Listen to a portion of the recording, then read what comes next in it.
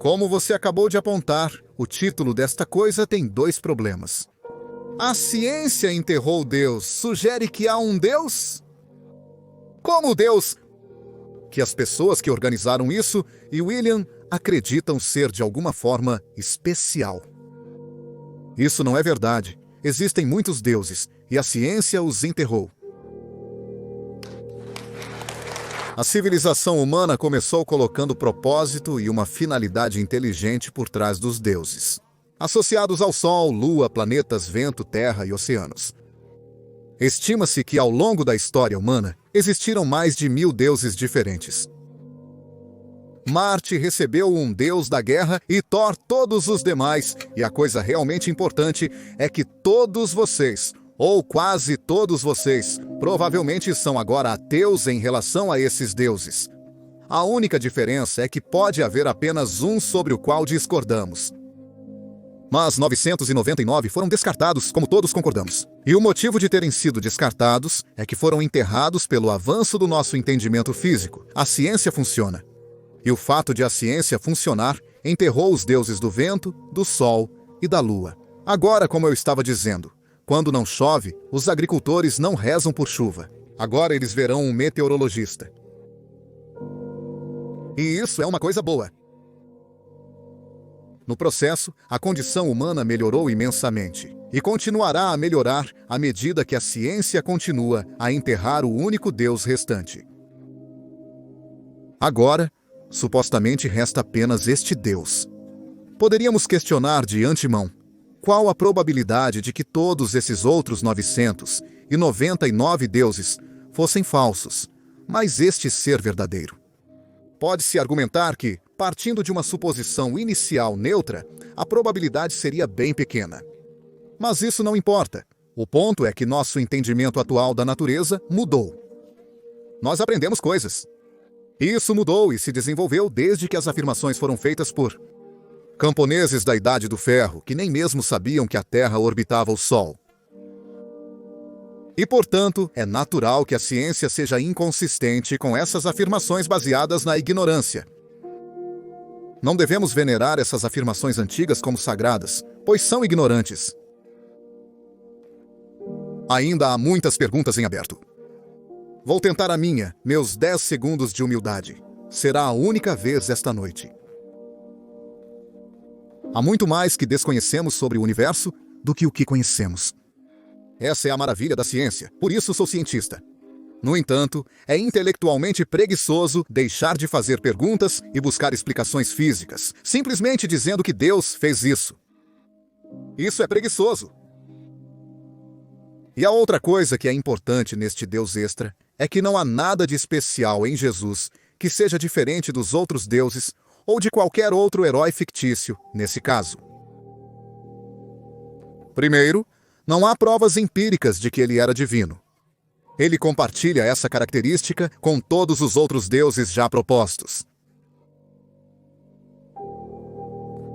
Os mitos associados a Jesus estão associados a todos os outros mitos. A epopeia de Gilgamesh, escrita antes da Bíblia, também narra o mito do dilúvio de forma muito similar. Noé foi instruído por Deus a construir uma arca e colocar um casal de cada espécie animal em 7 andares. A mesma coisa. O nascimento virginal não é exclusivo de Jesus. Muitas figuras religiosas supostamente nasceram de virgens. A história de Dionísio, o deus grego do vinho, é muito similar à de Jesus. Ambos nasceram de uma mãe virgem. Gerados pelo Rei Celestial, retornaram da morte e transformaram água em vinho. Eles falaram sobre comer e beber a carne e o sangue do Criador, considerado um libertador da humanidade. Essa história tem sido contada repetidamente, sendo apenas uma das representações mais recentes. A ressurreição não é nada especial. O mito existe desde os tempos de Osíris.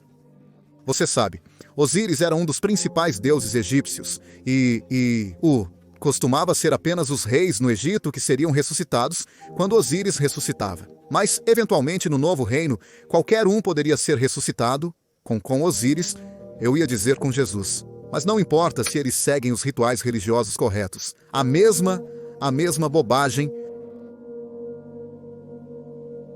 Agora, o ponto é que o fato de que essas crenças estão de fato sendo destruídas, está relacionado ao fato de que a crença depende não apenas do tempo, não apenas da história. E o fato é, francamente, que no mundo ocidental, pelo menos, o número de pessoas que têm afiliações religiosas está diminuindo monotonicamente. Mas depende de onde você mora. Se você nasceu nos Estados Unidos da América, provavelmente, e você é religioso, você acredita na Bíblia e em Jesus. Se você nasceu na Índia e é religioso, pode acreditar em Brahman, que se manifesta através de Ganesha. Se você é muçulmano, acredita que o Alcorão é a palavra perfeita de Deus e Maomé é o último profeta. É curioso que sua crença dependa de sua origem, mas o fantástico é que vivemos em um mundo onde a informação está cada vez mais acessível. Devido a esse acesso global, estamos vendo a religião diminuir, pois as pessoas percebem que os mitos e mentiras que lhes foram ensinados são inconsistentes com os mitos e mentiras de outras culturas. E é por isso que estamos vendo a religião morrer cada vez mais. E é o centro do debate, e está claro que a moção é a ciência refuta Deus. E Michael e eu temos a distinta vantagem aqui de argumentar a favor da moção, porque de fato temos evidências, razão, lógica, racionalidade e métodos empíricos do nosso lado, enquanto seus oponentes têm esperanças vagas e medos eles estão argumentando a favor de uma moção que está se agarrando à sua existência por meros fios de espaguete emocional e ideológico, muito parecido com este tipo fornecido pelo monstro do espaguete voador. Um dos muitos deuses igualmente irracionais, para os quais a ciência não oferece suporte. Mas eu quero começar esclarecendo a natureza da moção, porque a moção não é a ciência refuta Deus, é a ciência refuta Deus. Isso é crucial, pois não se pode refutar uma noção essencialmente vaga e irrefutável. Eu não poderia.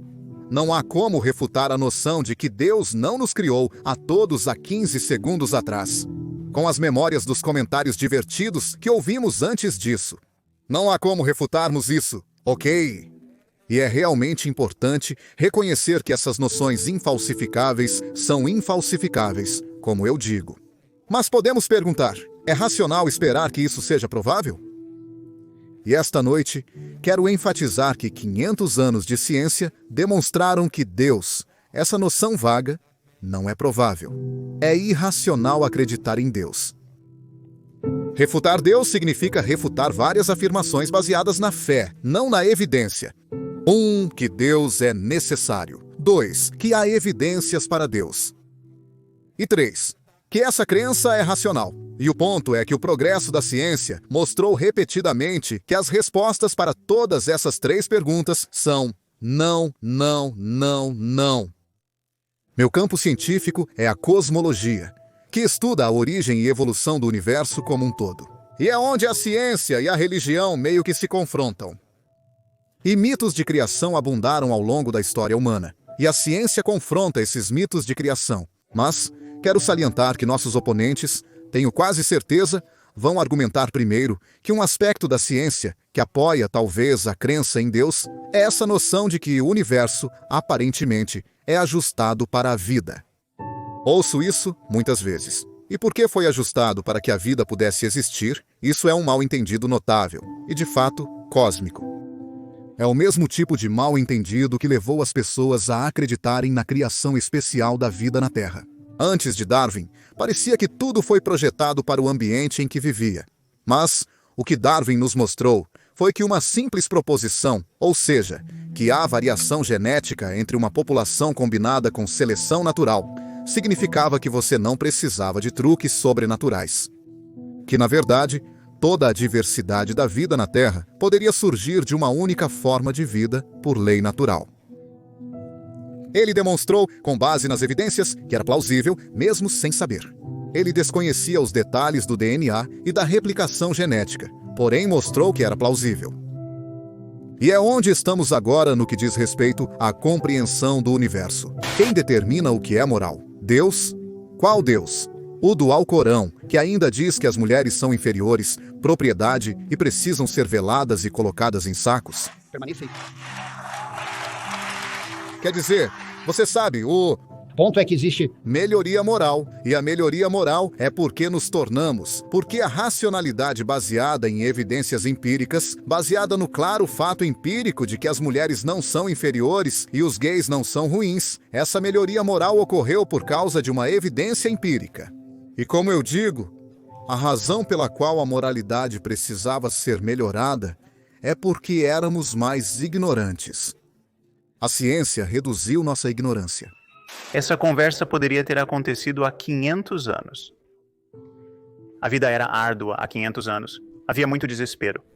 As colheitas falharam e as doenças se espalharam e as pessoas sofriam mudanças instantâneas e catastróficas em sua sorte. E a causa disso tudo era bem compreendida há 500 anos. Era bruxaria. Felizmente, a igreja havia produzido alguns homens enérgicos com coragem para lidar com esse problema. E assim, todos os anos, algumas centenas e às vezes milhares de mulheres eram queimadas vivas por lançar feitiços em seus vizinhos. Agora, imagine como seria estar entre os 5 ou 10% das pessoas no máximo que reconhecem que a própria crença na magia, a própria crença na bruxaria, a própria crença em boas bruxas ou más bruxas era uma fantasia maligna, que as bruxas brancas que estavam ajudando as pessoas com ervas medicinais e praticando obstetrícia, sabe, elas não estavam em terreno mais firme do que as bruxas negras que estavam lançando o mal-olhado. Todo o sistema de crenças estava em falta. Imagine a crítica que você receberá. Seu problema é apenas com a bruxaria fundamentalista. A realidade é que a bruxaria é muito mais matizada do que isso, e não há conflito entre ciência e bruxaria. A ciência lida com a lei física e causalidade física, mas a bruxaria lida com feitiços potentes e as conexões internas entre as coisas. Essa ideia de que, de alguma forma, não deveríamos questionar essas ideias evidentemente ruins por medo de ofender as pessoas, por medo de ignorar seu desespero,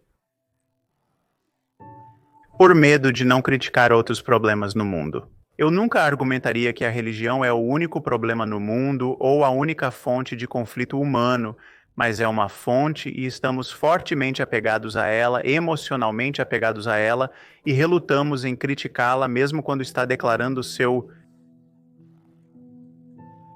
intenções mais feias e suas certezas mais feias. O problema com a Bíblia é: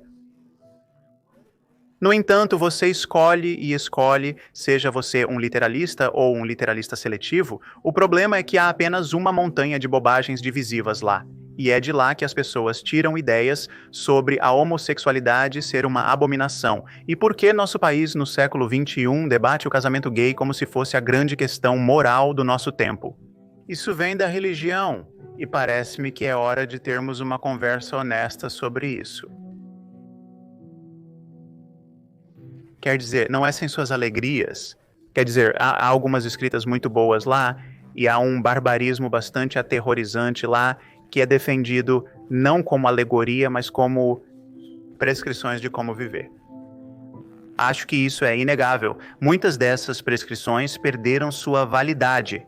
Quer dizer, a Bíblia, em geral, nos diz para manter escravos. Ela nos diz como manter escravos. Agora, isso é um constrangimento, acho um constrangimento bastante fatal para qualquer um que diria, então, que a Bíblia é o melhor livro de sabedoria moral que a humanidade já teve. Não é o melhor livro porque erra na questão da escravidão, e a escravidão é talvez o problema moral mais fácil e um dos mais consequentes que já tivemos que enfrentar como civilização. Mas o ponto básico aqui, que é tão perturbador para mim, é que existe essa afirmação sendo feita pela maioria das pessoas religiosas, na maior parte do tempo, que um de seus livros não é um livro comum, um de seus livros é um livro mágico. Parece ser acreditado que o conteúdo da Bíblia ou o conteúdo do Alcorão são tão impecáveis, tão previdentes de nossas necessidades como espécie que eles não poderiam ter sido escritos por seres humanos. Isso é patentemente absurdo quando você lê os livros. Quero dizer, apenas compare por um momento outro projeto humano.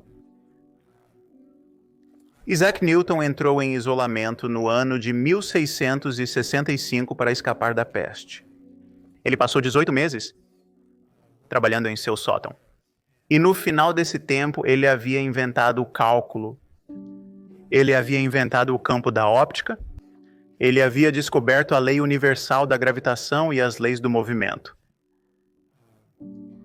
E ele saiu e entregou isso. E cientistas em quase todos os campos concordam que este é provavelmente o uso mais surpreendente da inteligência humana na história da inteligência humana. E ainda assim, ninguém por um momento é tentado a acreditar que Deus teve que ajudá-lo com isso. Ele não estava sob a ditadura do Espírito Santo. Na verdade, sabemos que Newton era um homem completamente desagradável, megalomaníaco e neurótico. E nós superamos suas percepções em algum grau significativo, mas levou 200 anos de engenhosidade contínua por parte de algumas das pessoas mais inteligentes que já viveram para fazer isso, sabe? Eu digo isso com bastante frequência. Nós poderíamos melhorar a Bíblia em 5 segundos. E isso é problemático para a afirmação de que é o melhor livro realmente sobre qualquer assunto. Eu nunca acreditei por um momento e nunca argumentei que todas as coisas ruins, todo conflito vem da religião. Eu nem sei se a maioria vem. Eu acho que provavelmente a maioria das guerras foram travadas por razões diferentes da ideologia religiosa. Mas a questão maior é o dogmatismo. A questão maior é a crença sem evidência suficiente. Crença que é intrinsecamente divisiva porque é imune à crítica, é imune aos testes normais de conversação, testes de razoabilidade. E essas crenças que nos dividem em comunidades morais separadas, onde temos cristãos contra muçulmanos, contra judeus, ou negros contra brancos, ou uma nação contra outra nação, baseada no nacionalismo. Acho que o nacionalismo pode ser incrivelmente corrosivo para tudo o que queremos incentivar na civilização. Dogmatismo e ideologia imunes à crítica são um problema. O problema, no entanto, é que apenas na religião colocamos uma camada de santidade sobre o dogmatismo e chamamos de fé. E uma vez chamado de fé, torna-se uma parte aparentemente necessária, redentora e preciosa da experiência humana. Eu não acho que seja, e acredito que podemos ter nossa ética e nossa experiência espiritual, de fato até mesmo nos tornarmos místicos, sem nunca pressupor nada com base em evidências insuficientes e sem nunca mentir para nós mesmos e para outros seres humanos sobre o que sabemos ser verdadeiro. Uma das minhas principais preocupações é que sempre que critico o islamismo, uma das primeiras coisas que digo é que ninguém está sofrendo mais sob o islamismo do que os muçulmanos. Quero dizer, ninguém, e certamente ninguém, está sofrendo mais do que as mulheres muçulmanas. E então, para obfuscar, chamar de racista, criticar essa fé que tem o registro de religião em geral, em termos de tratamento das mulheres, é horrível. Os grandes gênios da tradição abraâmica pensaram sobre o enigma da feminilidade e nos deram este culto à virgindade que forçou casamentos, queima de noivas, assassinato por honra. Quer dizer, o fato de que alguém como Ayaan Hirsi Ali, uma mulher somali que se tornou parlamentar holandesa e agora é, sem dúvida, as pessoas mais perseguidas deste planeta por causa de sua crítica ao Islã. A ideia de que ela tem que lidar com uma crítica multiculturalista à sua insensibilidade ao Islã. E esta é uma mulher que foi, circuncidada, é um eufemismo para isso. Perseguida, teve seu colaborador abatido na rua em Amsterdã. E agora ela é receptora do mesmo tipo de crítica. É obscurantismo. De onde você acha que surge esse anseio? Bem, eu acho que o anseio por conforto não é difícil de entender. A morte é uma terrível pancada e nossa espécie é única entre todas as espécies do planeta por ser capaz de imaginar nossas mortes e saber que vamos morrer e não gostar dessa ideia. E acho que temos dois impulsos concorrentes. Essa não é tanto a minha teoria quanto a teoria de várias outras pessoas que eu discuto no meu livro. Uma delas e essas são realmente enraizadas em nossa biologia, elas estão até enraizadas em nossos genes, e uma delas é para se afastar de um cadáver, é perigoso. É uma fonte de doença, é algo para se afastar. Ao mesmo tempo, este é um ente querido, e isso é algo para se aproximar. Então, somos puxados em duas direções completamente diferentes, e você não pode simplesmente deixar o corpo de um ente querido ali. Você tem que fazer algo. Mas isso, e a partir disso, surgem os rituais de sepultamento, e a partir disso, surge a sensação de que essa pessoa ainda está lá, afinal sua cabeça ainda está fervilhando com bem. Eu me pergunto se ela gostaria e o que ela pensaria, e ela pode me ver agora. Todos esses hábitos de pensamento que temos sobre qualquer pessoa que esteja próxima de nós, seja amamos ou odiamos, na verdade, esses hábitos não param apenas quando uma pessoa morre. E então, é muito natural entender como esses hábitos poderiam se transformar em uma espécie de presença alucinatória. O que podemos chamar de erro de Dostoiévski, e isso é se Deus está morto, tudo é permitido, isso não segue de forma alguma, isso é um mito que causou um enorme dano no mundo, e qualquer ateu que pense que uma implicação de seu ateísmo é que não há diferença entre certo e errado, que não há espaço para a moralidade, acho que cometeu um erro muito sério. É um erro que é muito facilmente cometido porque muitas pessoas religiosas insistem neste princípio também. Eles parecem pensar que sem Deus não pode haver bondade, não pode haver moralidade. Isso é desmentido, eu acho, por tudo que sabemos. E note, finalmente, que mesmo que fosse verdade, que precisamos de Deus para nos dizer o que é certo e errado, Deus não nos diz. Apenas os autoproclamados representantes de Deus na Terra nos dizem. Então, teremos que dizer uns aos outros de qualquer forma. Os seres humanos podem descobrir o que é razoável, o que é racional e o que é moral.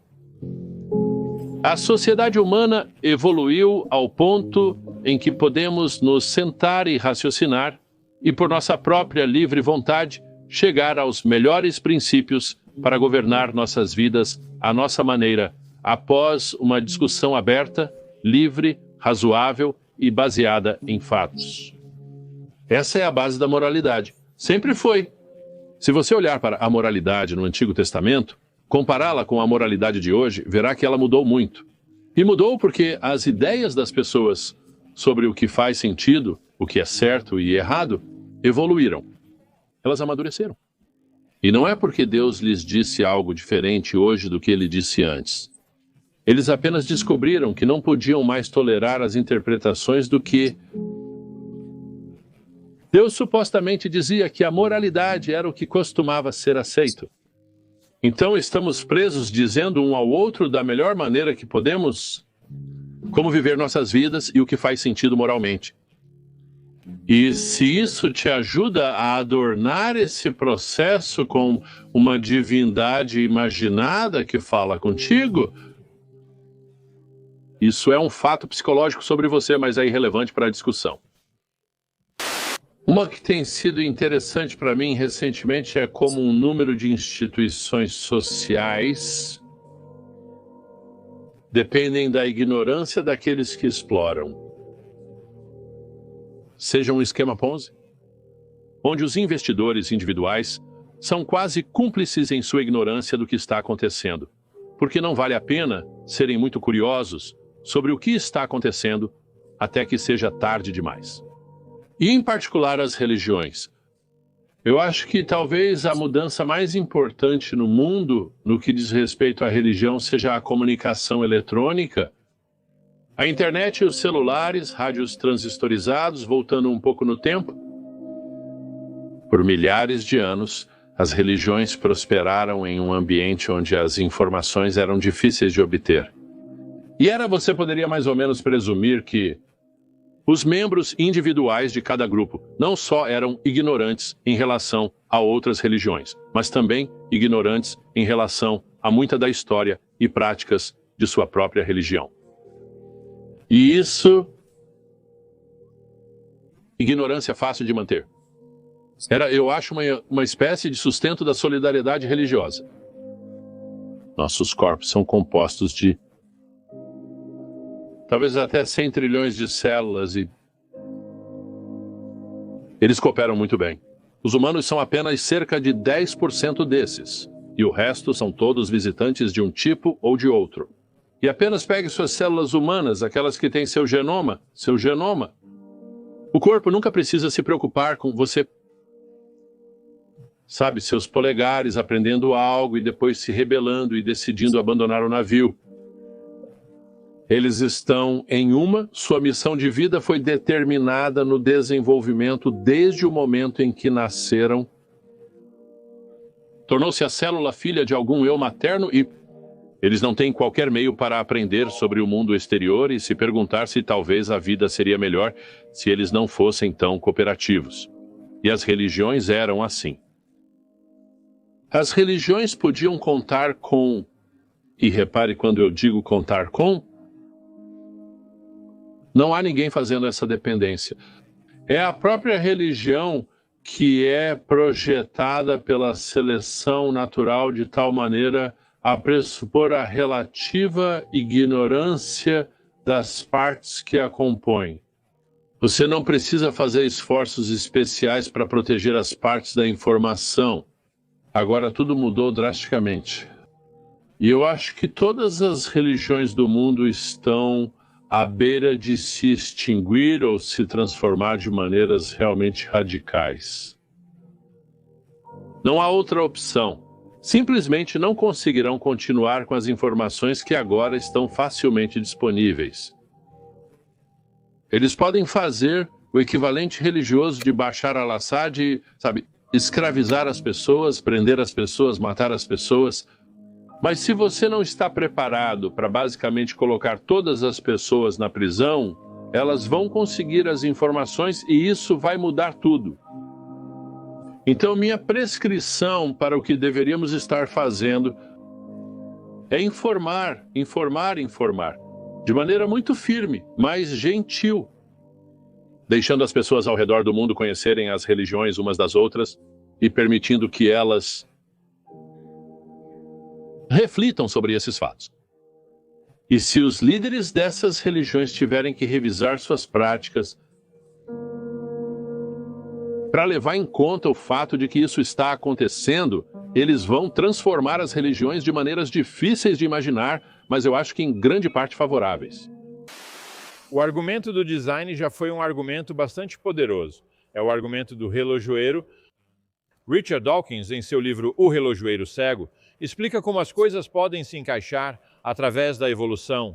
Tão bem parece que tudo funciona bem. No universo, há sinais de coisas que parecem ter sido projetadas. Certamente as pessoas do passado pensavam que os animais foram criados para nós comermos e para usarmos suas peles, e eles apontavam para outras coisas na natureza, como o fato de que se a água não se expandisse quando congelasse, então os lagos congelariam por completo e os peixes morreriam, e assim por diante. Há coisas que as pessoas consideravam lindamente projetadas, incluindo nossos próprios órgãos e os órgãos dos animais que parecem ter certas funções e propósitos. Mas é claro que agora que entendemos a teoria darwiniana da evolução, esse argumento caiu em desuso. Entendemos muito melhor como temos certos órgãos, como é que os seres existem, que eles evoluíram ao longo de períodos de tempo quase inimagináveis. Apenas os que se adaptaram ao ambiente sobreviveram e se reproduziram, deixaram descendentes que ainda estão conosco, e acho que o registro fóssil agora mostra isso, e mais recentemente, nosso entendimento da genética mostra nossa própria relação biológica com organismos muito simples, incluindo bactérias com as quais compartilhamos alguns genes e então progressivamente compartilhamos mais genes com seres mais parecidos conosco até chegarmos aos grandes primatas chimpanzés, com os quais compartilhamos algo como 98% de nossos genes. Então, eu acho que a evolução é uma das teorias científicas mais firmemente estabelecidas, com uma enorme quantidade de evidências a seu favor, e, portanto, não precisamos do argumento do design para explicar como o universo veio a ser como é. Então, os argumentos para a existência de Deus me parecem não ser fortes. Agora, curiosamente, na tradição protestante, esses argumentos caíram em desuso há muito tempo. E, portanto, os protestantes começaram a renunciar aos argumentos e dizer que o que realmente importa é a fé. Mas o que é fé? Fé é realmente apenas acreditar em algo para o qual você não tem argumentos racionais nem boas evidências. Sei que John é matemático de formação, então tenho certeza de que ele está familiarizado com o matemático e filósofo do século XIX, William Clifford, que escreveu um belo ensaio sobre fé, usando como analogia um proprietário de navio que estava prestes a enviar para o mar um navio cheio de imigrantes. Podemos imaginar que eles estavam indo para a Austrália, se você quiser, já que muitos imigrantes partiram da Inglaterra no século XIX para a Austrália, e como sabemos, claro, você só precisa ir até a Great Ocean Road e encontrará muitos lugares onde alguns desses navios naufragaram e afundaram com grande perda de vidas, por exemplo, ao redor de Lockhart. Mas este proprietário de navio que Clifford imagina está incerto se seu navio é resistente o suficiente para fazer a longa viagem, para trazer os imigrantes para a nova terra. Mas ele pensa sobre isso e diz, bem, afinal, há uma providência divina. E como uma providência divina, poderia permitir que essas boas pessoas que vão estabelecer seus futuros homens, mulheres e até crianças, que são pelo menos as crianças inocentes de qualquer pecado, como ele poderia permitir que eles se afogassem a caminho do novo mundo, então terei fé em Deus e não me darei ao trabalho de inspecionar o navio para ver se é resistente, porque tenho fé de que ele chegará à Austrália. Bem, é claro, como eu disse, sabemos que alguns navios não chegaram e nós culparíamos este proprietário do navio e diríamos que você não pode apenas ter fé dessa maneira, né? Você precisa verificar as evidências, você precisa olhar para isso. A fé do proprietário do navio teria colocado vidas em risco. Infelizmente, no mundo real de hoje, a fé também coloca vidas em risco.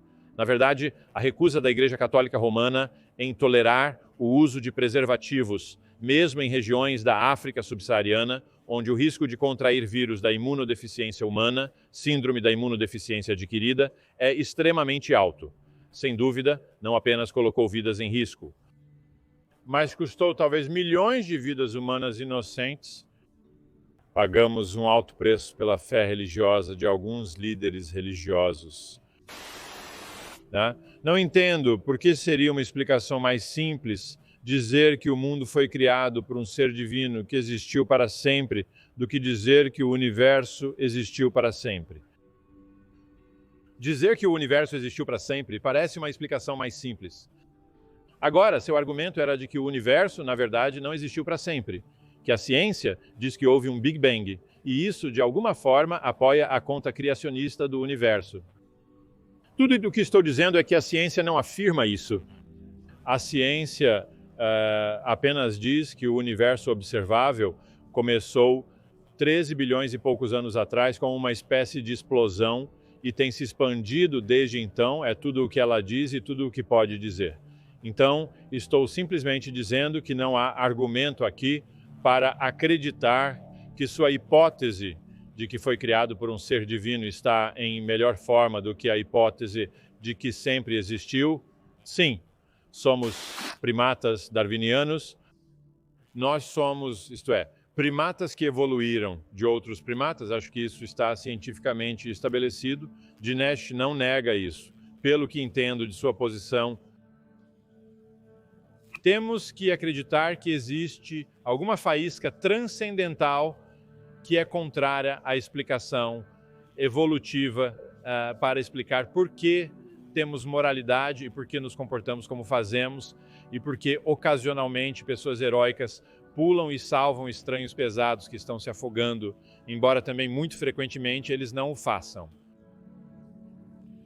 Eu não acho que precisamos de tal explicação.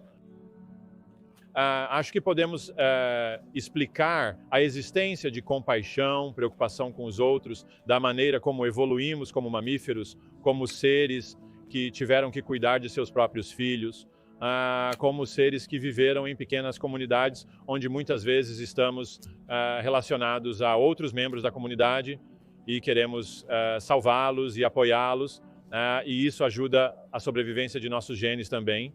E claro, como seres sociais que vivem em comunidades que retribuem, como de fato nossos parentes primatas mais próximos também fazem, não somos únicos nisso e formamos laços recíprocos.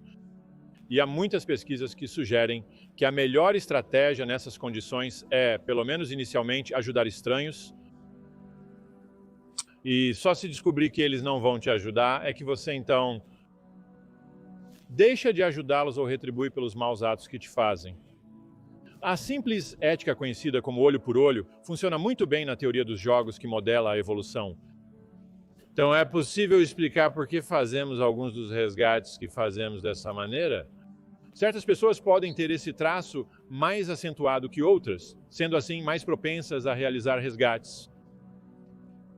Eu realmente acredito que as evidências, você sabe, se você está confiando em evidências históricas, as evidências são extremamente escassas.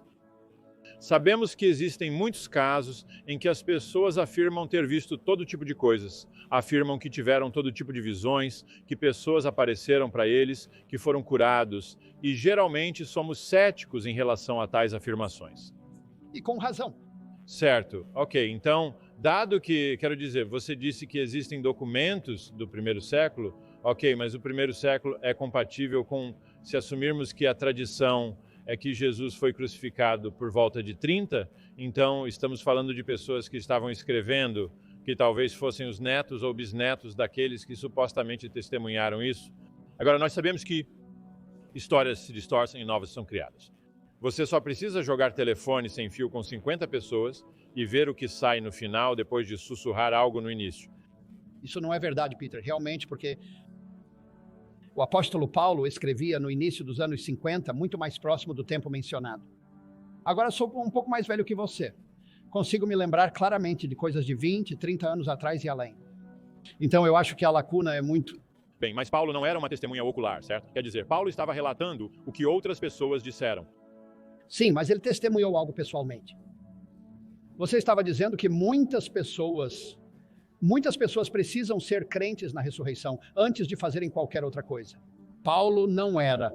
Ele era absolutamente contra Jesus. E foi uma aparição de Cristo ressuscitado que foi a base de sua conversão. Então, ele não era um crente quando conheceu Jesus. Então, foi uma dessas visões que eu mencionei que ele teve, como uma aparição. É disso que estou falando. Sabemos que muitas pessoas têm essas, às vezes, sobre suas crenças religiosas, às vezes sobre alienígenas vindo de Marte ou algum lugar e sequestrando-as. E normalmente somos muito céticos sobre isso.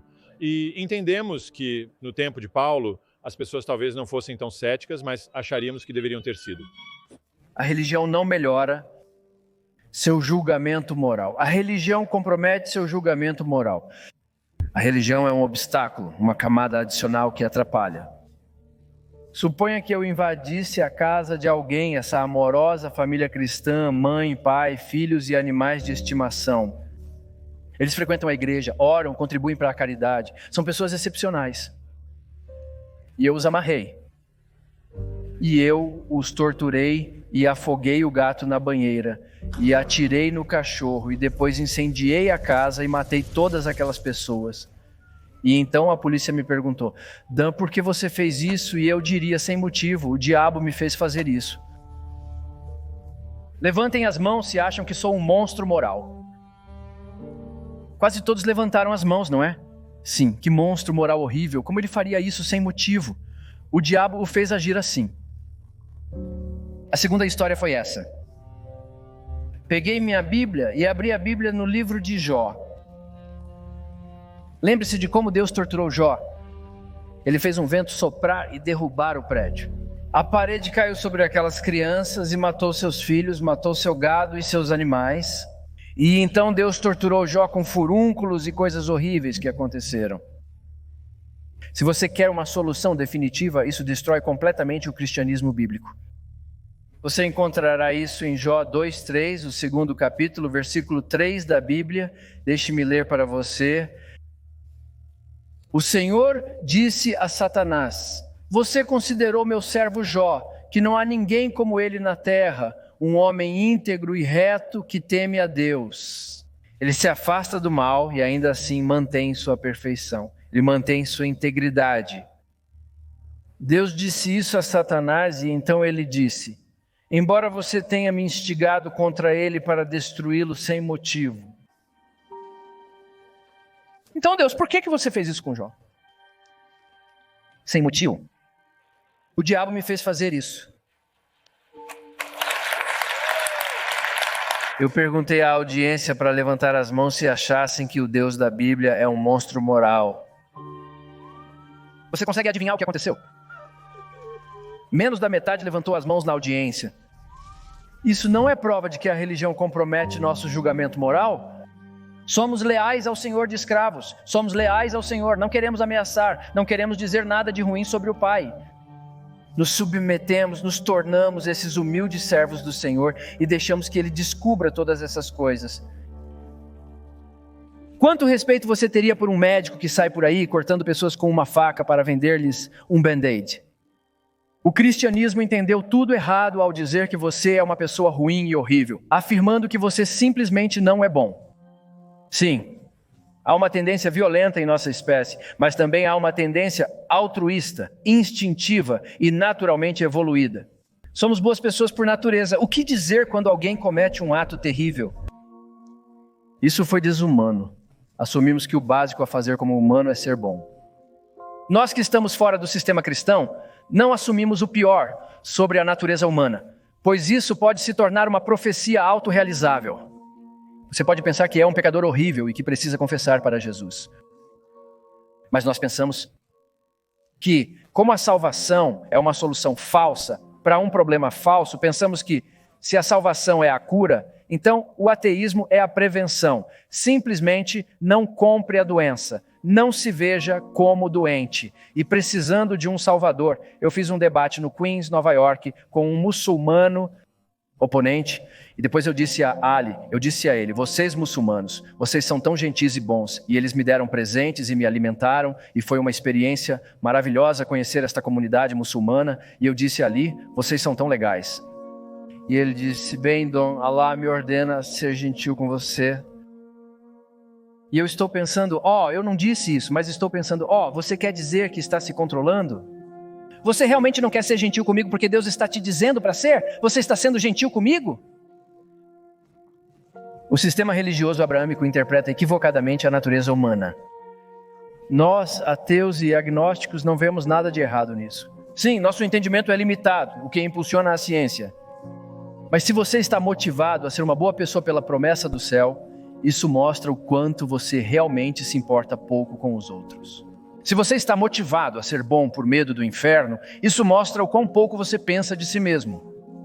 Nós, humanistas, acreditamos que os seres humanos devem ser bons pelo bem da bondade. Depois, há o fato inconveniente de que nossas religiões permitem e apoiam algumas das práticas mais bárbaras que já perpetramos uns contra os outros e, portanto, o Criador do Universo falhou em responder às questões morais mais fáceis, neste caso, a escravidão. Escravidão, Jefferson Davis, o presidente da Confederação, estava certo ao dizer que a escravidão é apoiada na Bíblia, sem dúvida. Não há uma leitura honesta da Bíblia que possa dizer esta é a condenação mais articulada da escravidão já escrita. Seria preciso um parágrafo para expressar perfeitamente o que há de errado com a escravidão, algo ausente na Bíblia.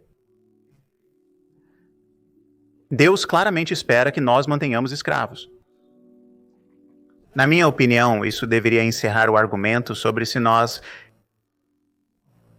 deveríamos obter nossa moralidade da religião. Até mesmo os fundamentalistas têm que editar os livros. Você chega à regra de ouro e diz, bem, isso é realmente sábio. É por isso que estou lendo a Bíblia. Mas então você chega a algo em Deuteronômio, como se uma mulher não for virgem na noite de seu casamento, ela deve ser apedrejada até a morte na porta da casa de seu pai.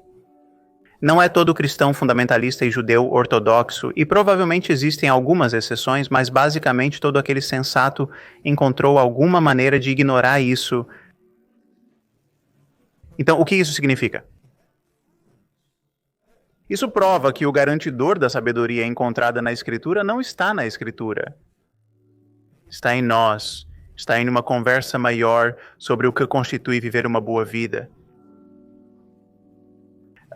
Temos uma conversa humana que evoluiu ao longo de milhares de anos de história registrada e podemos nos localizar no século XXI, aproveitando todas as ferramentas que adquirimos, todas as brilhantes percepções, algumas das quais vêm de nossas tradições religiosas, mas eu acho que a regra de ouro é quase tão boa quanto temos como algoritmo moral. Não é original de Jesus, mas talvez seja melhor expresso na Bíblia.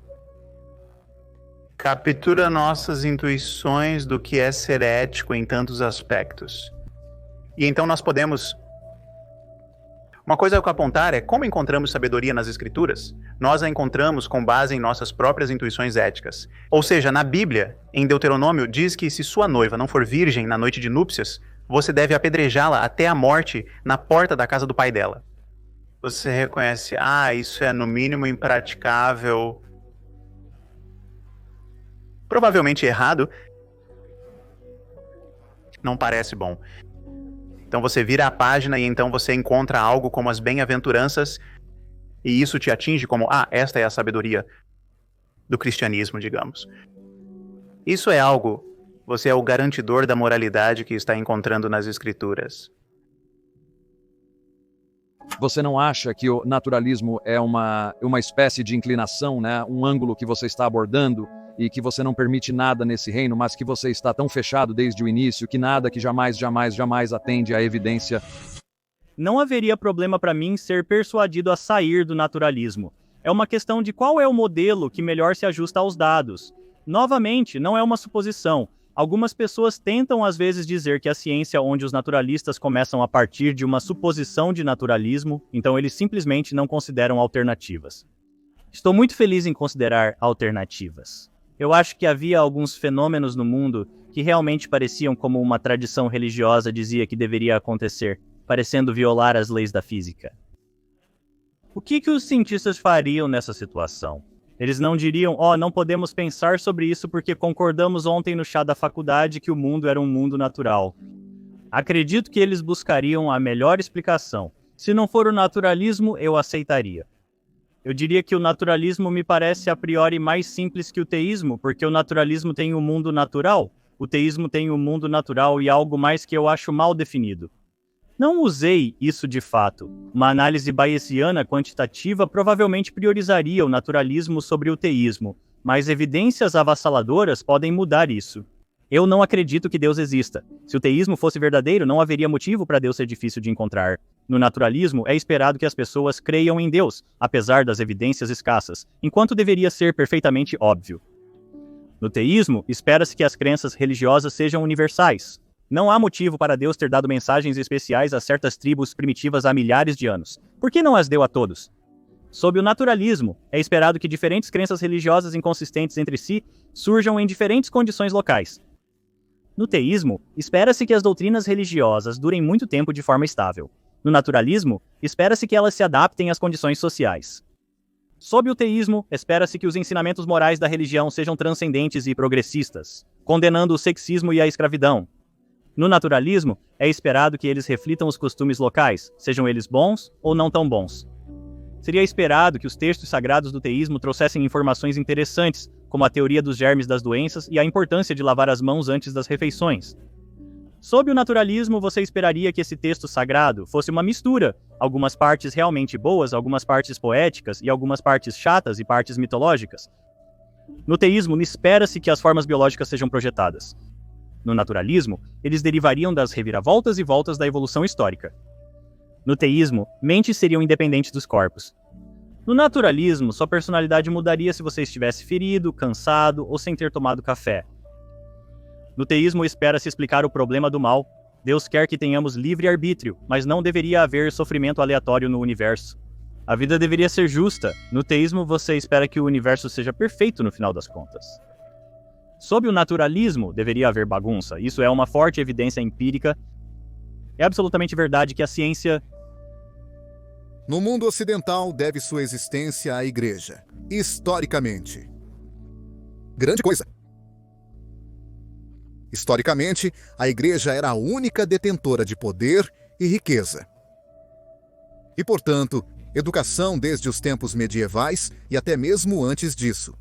Então, se você quisesse estudar ciência, tinha que ir para uma universidade que tinha que ser apoiada pela Igreja, porque era o único centro de poder e dinheiro. Então, o fato de haver essa conexão inicial entre as origens da ciência e da religião é histórico. Interessante, mas não diz nada sobre a ciência. Além disso, a coisa maravilhosa sobre as crianças é que elas crescem. Então, a Igreja é a mãe da ciência. O melhor das crianças é que elas crescem. E para algumas, o melhor ainda é que elas saem de casa. Os pais aqui que estão nessa situação irão. Pais que não estão nessa situação lamentarão que algumas crianças não saem de casa. Mas a ciência surgiu na única forma de educação que existia, mas ela cresceu. Assim, as perguntas científicas evoluíram. As perguntas que a religião fez não progrediram porque a diferença entre ciência e religião é que não assumimos as respostas antes de fazer as perguntas. Deixamos a natureza nos dar as respostas. A ciência não faz afirmações universais. A ciência está em constante evolução, o que é ótimo. Como costumo dizer, como físico teórico, os dois melhores estados para se estar são errado e confuso, porque isso significa que há algo a aprender. Portanto, a ciência, por definição, evolui e muda diante das evidências. O fato é que a ciência é feita por cientistas, e cientistas são humanos. Porém, a jornada científica avança, porque não depende da intuição humana, do desejo humano, da fraqueza humana. Depende do que funciona, e o que funciona sobrevive, e o que não funciona é descartado como o jornal de ontem. É simplesmente assim. É isso que é tão maravilhoso nisso. O motivo pelo qual treinamos os alunos em ciências e os forçamos a resolver esses problemas incrivelmente chatos que afastam a maioria das pessoas da ciência é tentar desenvolver alguma intuição para que, mais tarde, sua intuição possa ser confiável. Portanto, essa é a primeira coisa. Mas o mais importante na ciência é que também não confiamos na intuição científica. Absolutamente. Tentamos desenvolver a intuição científica, o que muitas vezes significa superar a intuição normal, porque nossa visão míope da realidade geralmente está errada. Mas nós desconfiamos dela, e essa é a verdadeira chave. Desconfiamos porque dizemos, ok, prove isso. Na verdade, prove que está errado. E... como Feynman disse, os cientistas não tentam provar que estão certos quando têm uma boa ideia baseada na intuição. Os bons cientistas tentam provar que estão errados. E essa é a parte mais difícil da ciência. Note que o Andy não nos ofereceu nenhuma evidência para o seu Deus esta noite para a sua hipótese. Ele argumenta sobre nossa ignorância quanto a respostas para certas questões científicas. Isso não é argumentar a favor de um Deus, mas sim da ignorância. É simplesmente preencher uma lacuna com algo. O Deus bíblico pode se encaixar nessa descrição, mas isso não serve como argumento ou evidência a favor de sua existência. Há evidências de que temos perguntas sem resposta, algo que todos admitimos. Concordo que há muitas evidências de que existem perguntas na ciência sobre as quais não temos ideia. Todo cientista admitirá isso. Bem, é isso que impulsiona a ciência, é isso que torna a ciência emocionante. A ciência é um processo que todos nós podemos ou não realizar. Eu me recuso a aceitar uma dicotomia entre cientistas. Todos nós fazemos ciência desde que somos crianças. É assim que aprendemos. As crianças colocam as mãos nas chamas e descobrem que está quente. Todos nós fazemos isso. É o que nos faz crescer e aprender a lidar com o mundo. E uma das coisas que mais combato é a noção de que, de alguma forma, a ciência deveria ser o domínio dos cientistas. O processo científico deve ser aplicado amplamente à nossa política pública e à maneira como vivemos, porque é útil, funciona e melhora nossas vidas. Mas não é o domínio de um pequeno grupo de pessoas com... Ao contrário de Deus, um artista imprevisível, a natureza não é artista e segue regras estabelecidas. A natureza faz previsões e fornece explicações. Obrigado. Assim como a ciência e a política estão entrelaçadas, a religião e a política também estão. Então, para responder para onde a religião está indo, é responder para onde o mundo está indo. Eu não vejo um futuro onde a religião possa ser separada da cultura, ciência, política, jogos de poder, tudo. Se eu quisesse acreditar em algo, seria que a religião está indo para onde ela dá cada vez menos espaço para a violência fundamentalista, opressão. Eu acho que se fôssemos olhar para a história e traçar a linha, veríamos que a religião se moveu nessa direção e espero que continue a fazer isso. Novamente, tudo o resto irá determinar isso também.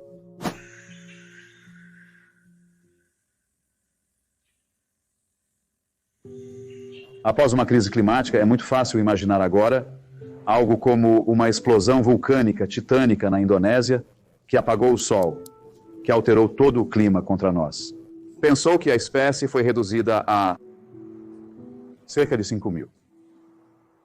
Na verdade, em outras palavras, antes de decidirem fazer a migração para o norte, encontrar um lugar mais frio, abandonar a savana para a qual nossos corpos são projetados, quase fomos.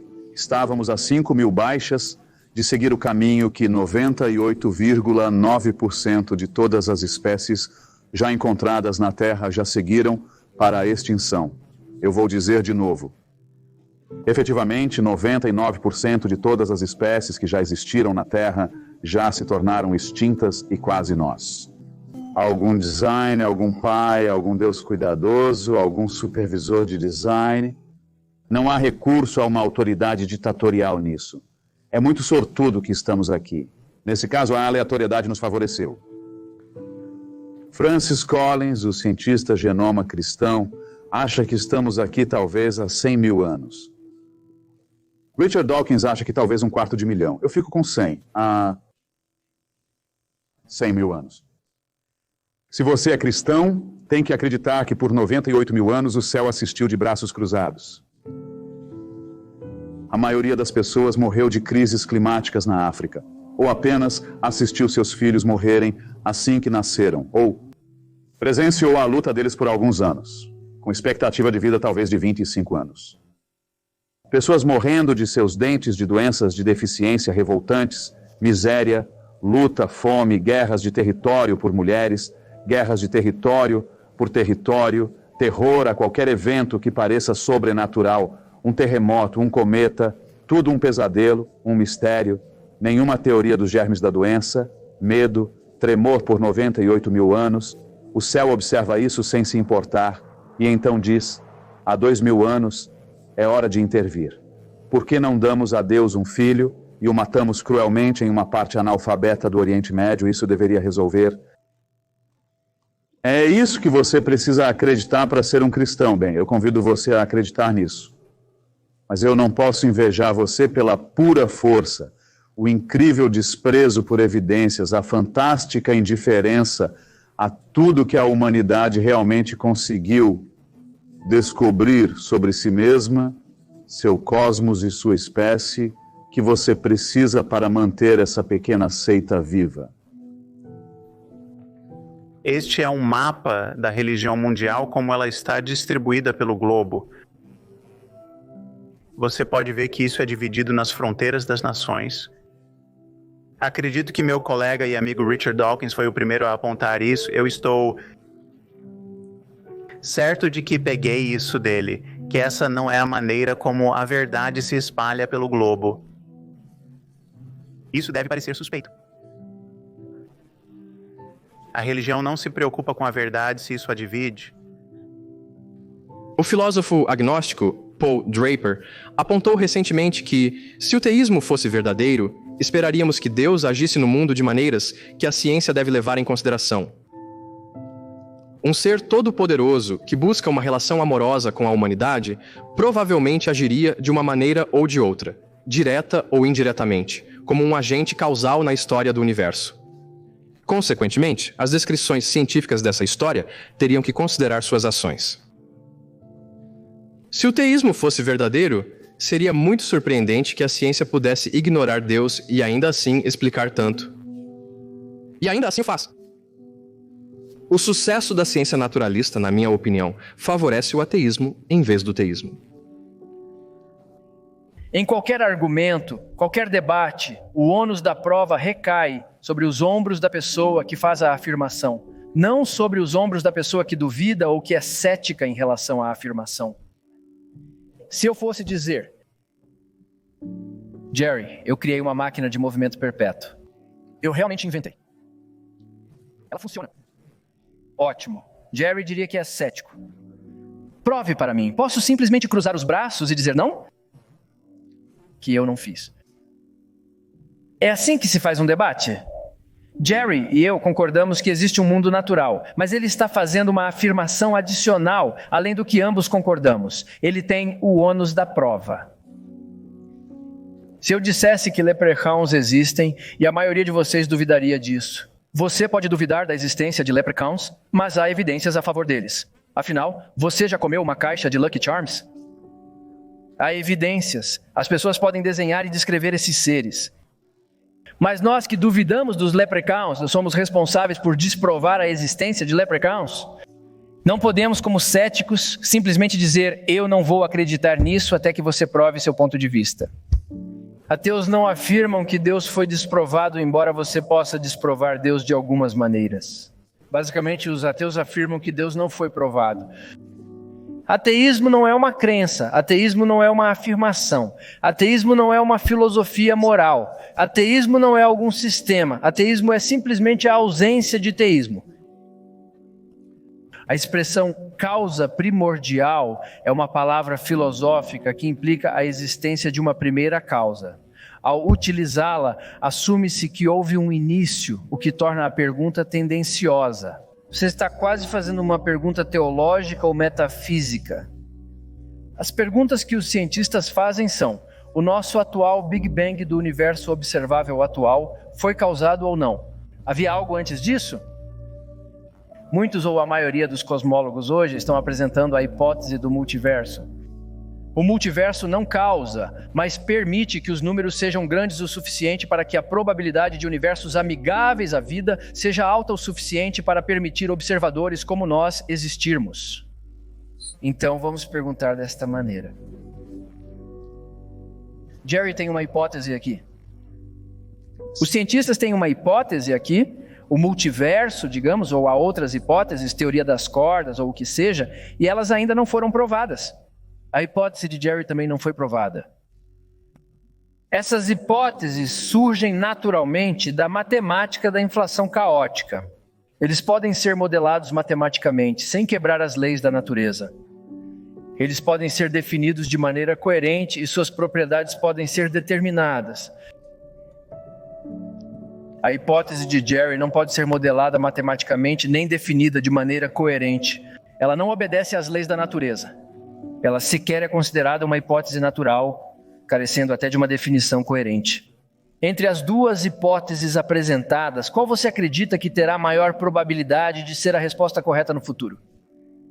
Uma naturalista que é coerente pode ser definida e modelada matematicamente, ou uma que não possui essas características? Então você está nos pedindo para sair da ciência, é isso que você está nos pedindo para fazer. O multiverso pode não ser verdade, mas agora você tem que concordar que a maioria dos cosmólogos estão apresentando isso como uma hipótese científica viável, que pode ser testável e falseável, enquanto a sua não pode. Muito obrigado.